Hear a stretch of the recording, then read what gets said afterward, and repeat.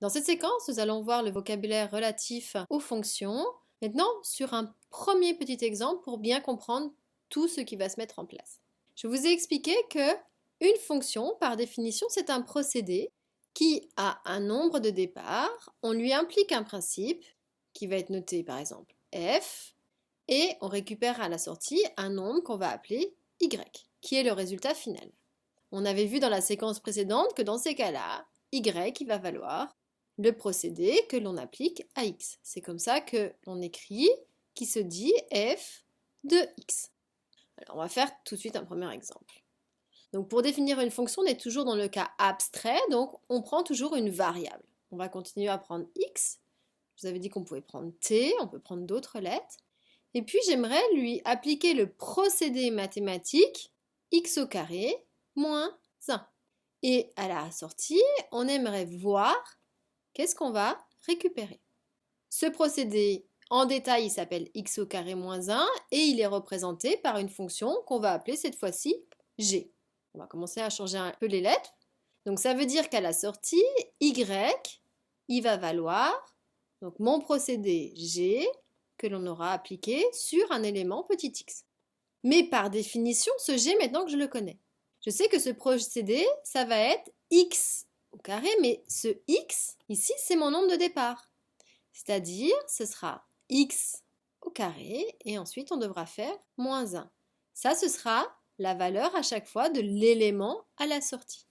Donc, ce qui va être intéressant, une fois qu'on a les expressions des procédés, c'est de calculer des images sur des cas très particuliers.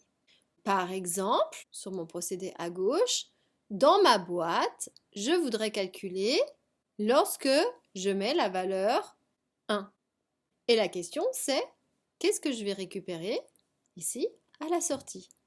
Donc dans ces cas-là, la valeur de y que l'on obtiendra, donc ici le f je ne connais pas, donc je suis dans le cas abstrait, ça vaudra mon procédé f appliqué à 1.